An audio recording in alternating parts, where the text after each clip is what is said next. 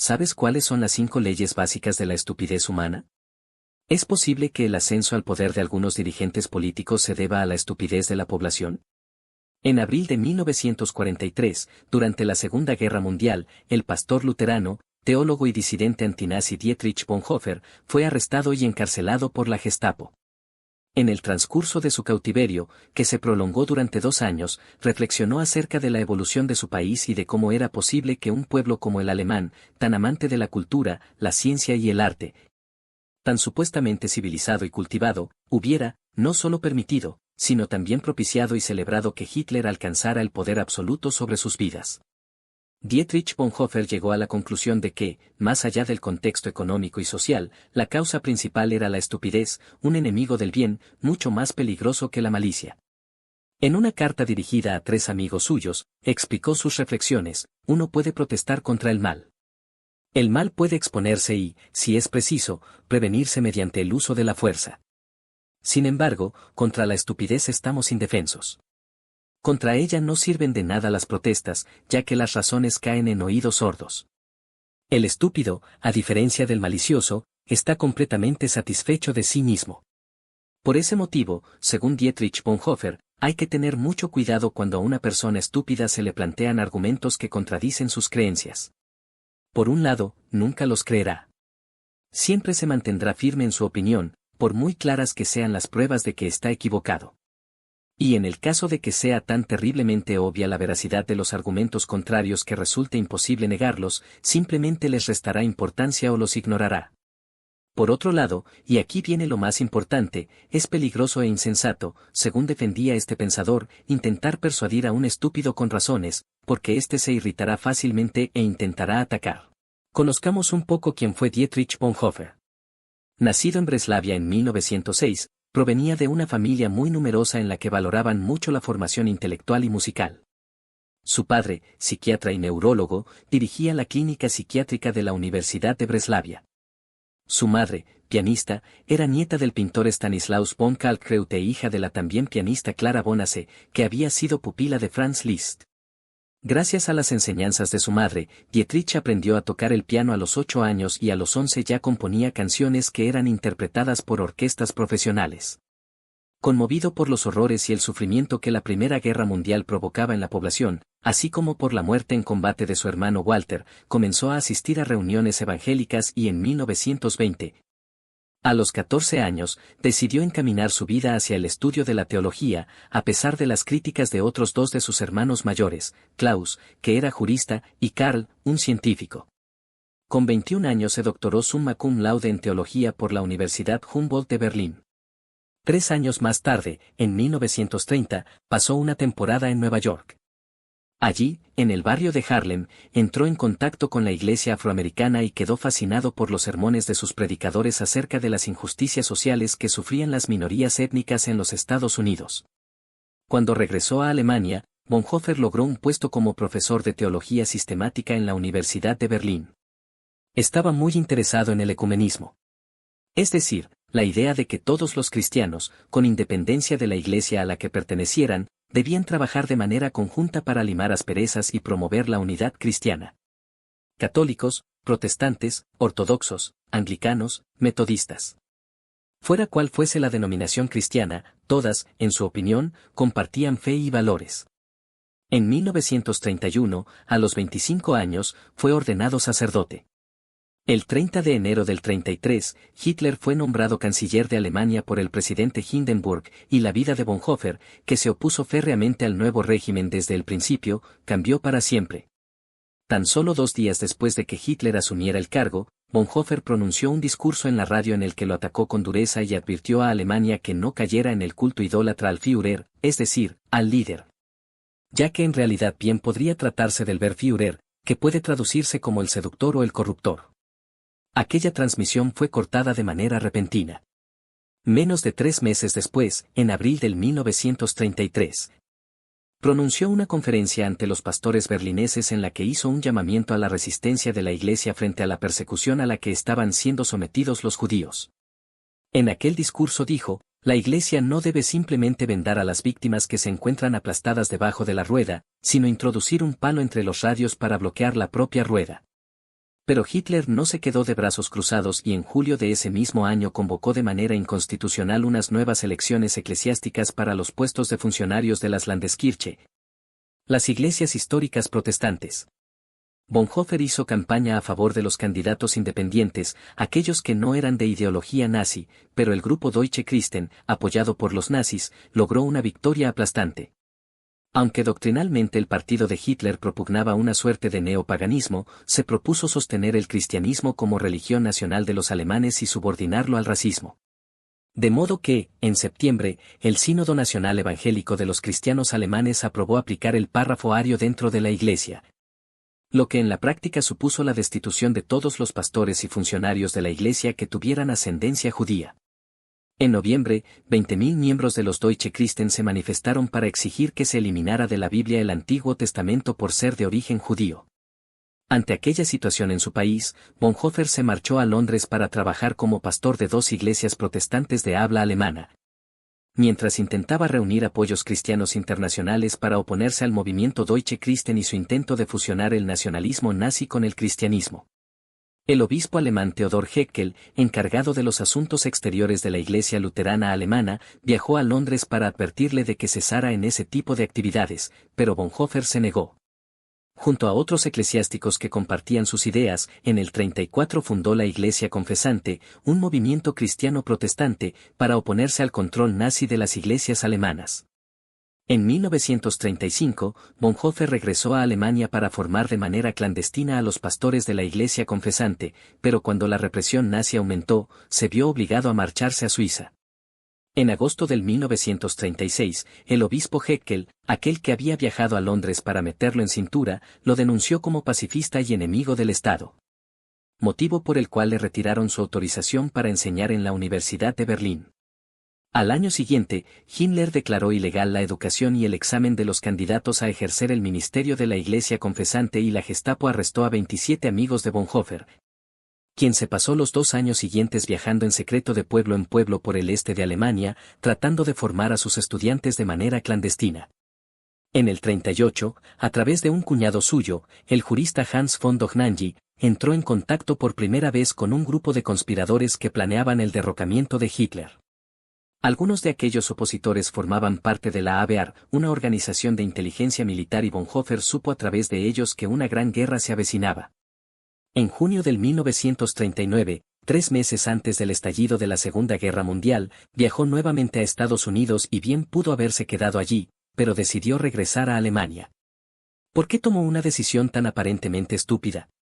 ¿Por qué ignorar los consejos de sus amigos y regresar a un país que estaba a punto de lanzarse de cabeza a una guerra terrible y donde sería perseguido por las autoridades?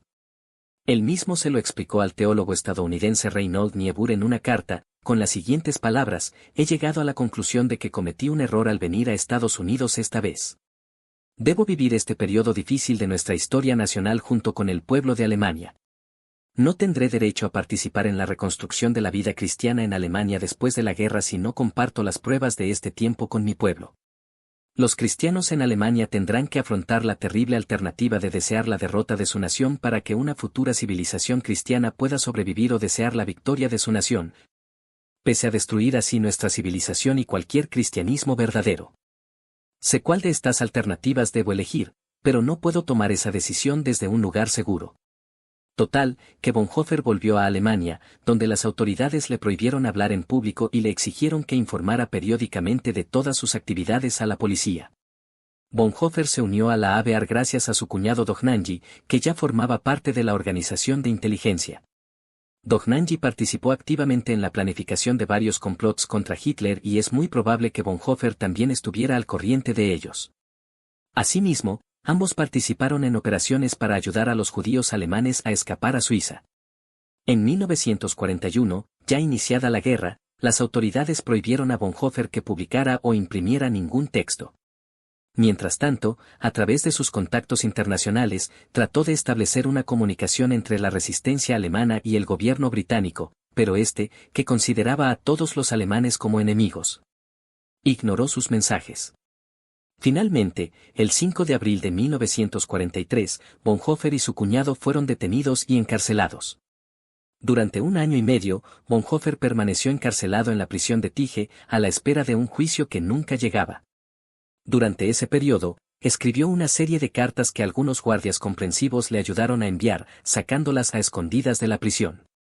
Esas cartas se publicarían de manera póstuma bajo el título Cartas desde la prisión, y entre ellas se incluía aquella en la que reflexionaba acerca de la estupidez humana.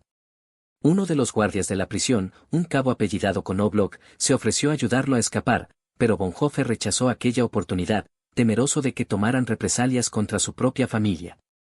Tras ser transferido por unos meses al campo de concentración de Buchenwald, Bonhoeffer fue a parar al campo de Flossenbürg. Allí se encontraba el 4 de abril de 1945, cuando los diarios personales del almirante Wilhelm Canaris, quien había sido jefe de la Abwehr, llegaron a manos de Hitler. En ellos se apreciaba que el almirante había estado al corriente del complot del 20 de julio de 1944. Cuando el coronel Stauffenberg intentó asesinar a Hitler en la guarida del Lobo con un explosivo oculto en un maletín. Furioso, Hitler ordenó acabar con Canaris y otros miembros de la BEA que se encontraban prisioneros. 4 días después, el 8 de abril, pese a que no existían pruebas en su contra, un tribunal militar condenó a la horca a Bonhoeffer, sin que éste contara con nadie que actuara en su defensa. Al amanecer del día siguiente, fue conducido desnudo hasta el patio y ahorcado junto al almirante Canaris y otros 5 acusados. Su cuñado Dunani fue ahorcado al día siguiente, y 2 semanas más tarde, el hermano jurista de Bonhoeffer, Klaus, también fue ejecutado por su supuesta implicación en el complot del 20 de julio. Nunca se supo qué fue del cadáver de Dietrich Bonhoeffer. Tenía 39 años. Dietrich Bonhoeffer opinaba que para superar la estupidez es necesario comprender su naturaleza.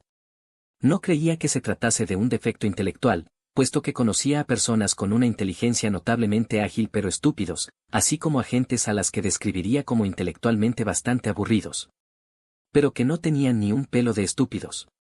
Para él, la estupidez es un defecto humano de la personalidad, no de sus capacidades. Tampoco es un defecto congénito, sino que cualquiera podemos volvernos estúpidos en determinadas circunstancias. ¿Cómo? Permitiendo que la estupidez se apodere de uno. Algo que puede suceder con más facilidad cuando estamos integrados en un grupo amplio. Las personas que viven en soledad, siempre, según Bonhoeffer, tienden a manifestar en menor medida el defecto de la estupidez en comparación con aquellos individuos o grupos de personas inclinadas o condenadas a la sociabilidad. Desde esa perspectiva, la estupidez no sería tanto un problema psicológico como sociológico. Son las circunstancias externas las que vuelven estúpidos a los humanos que así lo permiten. Y todo fuerte aumento del poder en la esfera pública, ya sea político, social o religioso, infecta de estupidez a una gran parte de la humanidad. El poder de uno, afirmaba Bonhoeffer, necesita de la estupidez del otro. Cuando los seres humanos contemplamos un abrumador poder creciente, es decir, cuando vemos que un partido político, grupo social o una religión ganan seguidores rápidamente, nuestra capacidad crítica puede atrofiarse o fallar. Nuestra independencia de pensamiento puede debilitarse hasta el punto de que renunciemos a establecer una posición autónoma frente a las circunstancias emergentes. Ya sea de manera consciente o no, algunas personas adoptarán el pensamiento de la masa y asumirán como propios los argumentos que procedan de la figura de poder. Es decir, se volverán estúpidas y esa estupidez retroalimentará el poder de la figura en ascenso. Bonhoeffer presenció con tristeza cómo la sociedad en la que vivía aceptaba como válidas e incluso justificadas ideas y políticas moralmente malvadas emanadas desde el gobierno que lideraba Hitler, tales como el racismo, la esterilización forzosa con fines eugenésicos o la persecución e incluso el exterminio de determinadas minorías. A la inmensa mayoría de la población no les interesaban esos temas. A ellos les preocupaban la crisis económica y la situación política. Y si emergía una figura carismática que les prometía trabajo, pan, estabilidad y espacio vital a base de conquistas, además de recobrar el orgullo nacional pisoteado por las humillantes condiciones del Tratado de Versalles, pues bien podían brindarle su apoyo y aceptar todos sus argumentos en cualquier aspecto, sin reflexionar demasiado acerca de ellos. Al conversar con una persona estúpida, escribió Bonhoeffer en su carta, uno prácticamente siente que no se trata en absoluto de una persona, sino de consignas, lemas y cosas similares que se han apoderado de él. Está bajo un hechizo, cegado, maltratado y abusado en su mismo ser. Habiéndose convertido así en una herramienta sin sentido, la persona estúpida también será capaz de cualquier mal y, al mismo tiempo, incapaz de ver que es malo. Esto es lo que puede destruir de una vez por todas a los seres humanos, explicaba el disidente antinazi. Para finalizar, Bonhoeffer añadió un punto optimista al precisar que todas estas reflexiones acerca de la estupidez nos prohíben por completo considerar a la mayoría de las personas como estúpidas en cualquier circunstancia. De hecho, quienes se han vuelto estúpidos al encumbrar al poder a un líder o un partido que abusará de ese poder, son recuperables. Pueden liberarse de su estupidez y llegar a recuperar el pensamiento propio. Pero según él, esa liberación interna solo es posible precedida de una liberación externa. Cuando se derrumba un régimen dictatorial, por ejemplo, la población por fin es libre de volver a pensar según su sabiduría y criterio personales, ya que mientras permanezca sometida a un poder coercitivo, las circunstancias sociales les impulsarán a asumir como propias las ideas y los argumentos de la autoridad. Para sobrellevar el dolor que produce el conflicto interno cuando hay una falta de coherencia abismal entre nuestros pensamientos y nuestros actos. En 1976, el historiador y economista italiano Carlo Cipolla publicó un interesante ensayo en el que proponía 5 leyes básicas de la estupidez humana. La primera ley es que siempre e inevitablemente todo el mundo subestima el número de estúpidos en circulación.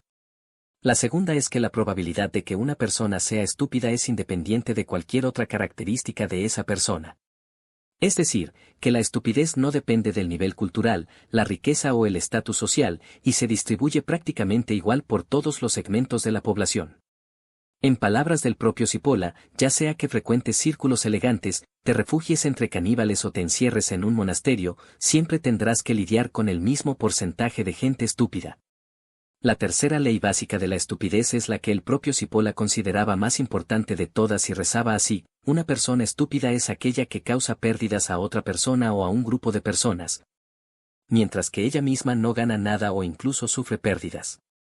A partir de esta ley, Cipolla estableció 4 categorías en las que se podría clasificar a todos los seres humanos en función de su comportamiento, valorando los beneficios o pérdidas que sus acciones causan a los demás y los que se causan a sí mismos. De este modo, mientras que las personas estúpidas serían, como enuncia la tercera ley, aquellas cuyos actos perjudican a los demás sin que les aporten ganancias a ellos, las personas malvadas, a las que Cipolla llama bandidos, serían aquellos que perjudican a los demás para obtener un beneficio personal. Por contra, las personas inteligentes serían aquellas cuyos actos les benefician a sí mismos, pero también a los demás. Y, por último, quienes ayudan a los demás a una costa de perjudicarse a sí mismos, son denominados gente incauta. Contribuyen al bienestar de la sociedad, pero al mismo tiempo son explotados por ella. Son personas altruistas que pueden aceptar su rol por razones morales y se convierten en la presa ideal para los bandidos, cuyas acciones siguen un patrón de racionalidad. A diferencia de los estúpidos, que suelen actuar de manera irracional, los bandidos, los malvados, saben perfectamente lo que están haciendo. Son conscientes de su comportamiento y por eso los individuos inteligentes son capaces de entenderlos, prever lo que intentarán hacer y, por tanto, tomar medidas para defenderse ante ellos. En cambio, los planes de las personas inteligentes pueden verse frustrados por los estúpidos, ya que estos son totalmente impredecibles y muy destructivos. Y como todas las sociedades están plagadas de estúpidos, los inteligentes no pueden contribuir al bienestar común tanto como se espera de ellos. Además, Cipolla destaca que no resulta sencillo determinar si una persona de verdad es inteligente, ya que normalmente nos guiamos por la opinión de los demás acerca de esa persona. Pero, con frecuencia, al analizar con detalle sus actos, podemos descubrir que en realidad actúa como un estúpido. La cuarta ley básica de la estupidez afirma que las personas no estúpidas siempre subestiman el poder dañino de los individuos estúpidos. En particular, los no estúpidos olvidan constantemente que, en cualquier momento, lugar y circunstancia, tratar o relacionarse con estúpidos siempre resulta ser un error costoso. Según Cipolla, las personas inteligentes tienden a pensar que los estúpidos solo pueden hacerse daño a sí mismos y que ellos, dada su inteligencia, son inmunes a los actos del estúpido. Pero, como mencionamos antes, a las personas inteligentes les resulta difícil imaginar y comprender el comportamiento de los estúpidos, por lo que los ataques de estos los toman por sorpresa. Lo que da pie a la quinta y última ley básica. Las personas estúpidas son el tipo de personas más peligrosas, mucho más que los bandidos que las personas malvadas. ¿Y dentro de la categoría de los estúpidos? ¿Quiénes crees que se llevan el mérito de ser considerados como los más peligrosos? Exacto. Los estúpidos que ocupan puestos de poder. Para Cipolla, no hay nada más amenazador que un estúpido con poder. Y, por desgracia, las masas de estúpidos, a través de sus votos en las elecciones, logran que el porcentaje de estúpidos que ocupan puestos de gran responsabilidad en los gobiernos de un país u organizaciones sociales se mantenga aterradoramente alto. Pero, entonces, ¿qué podemos hacer frente a la estupidez de los demás? ¿Estamos condenados a sufrirla sin remedio? Según un estudio de 2015 llevado a cabo por investigadores de la Universidad de Opus-Lorand, de Budapest, en Hungría, para evitar ser víctimas de la estupidez ajena, lo más importante es aprender a detectarla. ¿Pero cómo reconocerla? Pues sabiendo que la produce. Y, al parecer, según ese estudio, las causas son solo 3, cada una de las cuales genera un nivel de estupidez diferente. La primera causa, la que provoca el grado más bajo de estupidez, es la distracción. Quienes se distraen con facilidad no dedican la cantidad adecuada de energía y concentración a realizar las tareas relevantes que los pueden llevar a conseguir sus objetivos. Se comportan de manera estúpida porque luchan por alcanzar metas y cargos que en realidad no están dispuestos a lograr.